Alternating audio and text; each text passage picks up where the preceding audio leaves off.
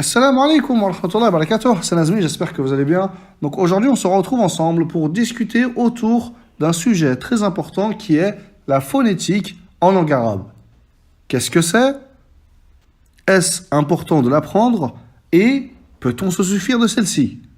Donc, premièrement, la phonétique en langue arabe, qu'est-ce que c'est? C'est le fait de retranscrire les lettres arabes avec notre alphabet en français. Essayer de retranscrire ce son, d'accord? Le son des lettres en langue arabe, le retranscrire en français. Par exemple, le B, on l'écrira avec un B et un E accent grave, par exemple. Le T avec un T et un E accent grave, etc., etc. Cependant, on va se retrouver en face d'un souci majeur qui est que chacun a sa manière de retranscrire l'arabe en français. Par exemple, la lettre Elif. Il y en a, le Elif, ils vont l'écrire avec un E, accent grave, L-I-F. Il y en a d'autres qui l'écriront avec un A, et d'où ils prononceront Alif. Il y en a qui le prononceront Elif, avec un E, accent aigu. D'autres rajouteront un apostrophe avant la première lettre. Donc la personne qui ne connaît pas la langue arabe et qui se suffit seulement de la phonétique prononcera différemment en fonction de ce qu'elle a en face d'elle. Et il se peut qu'elle prononce d'une mauvaise manière l'alphabet arabe et donc par la suite également les mots en langue arabe. Également, dans la langue arabe, il y a des lettres qui ne sont pas présentes en langue française. Par exemple, le th. Ici, on place la langue entre les dents. Et il n'y a pas de lettre équivalente en français. Donc certains l'écriront TH, représenteront cette lettre avec un T et un H.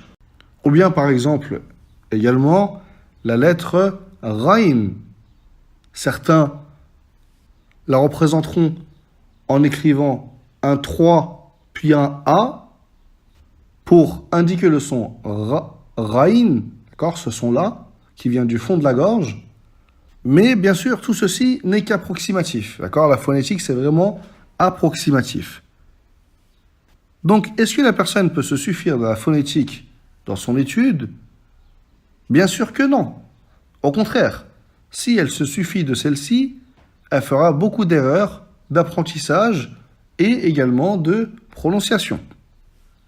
Et de plus, elle sera bloquée lors de son étude. Parce que la phonétique, même si aujourd'hui on trouve certaines choses qui sont traduites en phonétique, il y a encore beaucoup qui n'est pas traduit et qui ne sera pas traduit. Car c'est des choses qui demandent de bien connaître l'arabe et de ne pas se suffire de la phonétique. D'accord? Donc, la personne dans son étude sera bloquée. Elle ne pourra pas avancer. Elle restera vraiment tout au début de son apprentissage de la langue arabe. Donc, elle aura vraiment un niveau très très bas. Donc, c'est pour ceci que la phonétique, faut éviter au maximum. Surtout maintenant, à notre époque, où il y a énormément, mais énormément de moyens pour apprendre à lire et écrire en très peu de temps. Que ce soit des cours en présentiel, des cours sur Internet, ou bien des proches qui peuvent enseigner. Il y a énormément de moyens pour apprendre à lire l'arabe très facilement. Donc, par la même occasion, je vous mets dans la description de la vidéo un lien pour accéder à une série de 10 vidéos totalement gratuites avec lesquelles, si vous ne savez pas encore lire l'arabe, vous pourrez apprendre à lire et écrire l'arabe en moins d'une semaine. Suite à la publication de cette série de vidéos, j'ai eu énormément de retours de personnes ayant appris à lire très facilement, sans difficulté, la majorité en moins d'une semaine et même pour certains en seulement 2 jours. Donc si vous ne savez pas lire l'arabe, actuellement vous n'avez plus aucune excuse. Je vous mets le lien en dessous de la vidéo, je vous invite à cliquer dessus et commencer à apprendre à lire l'arabe très facilement.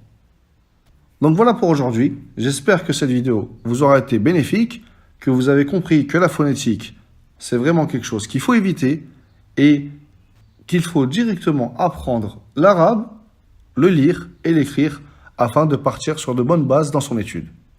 Donc voilà, et moi je vous retrouve très vite, Inch'Allah, pour une nouvelle vidéo.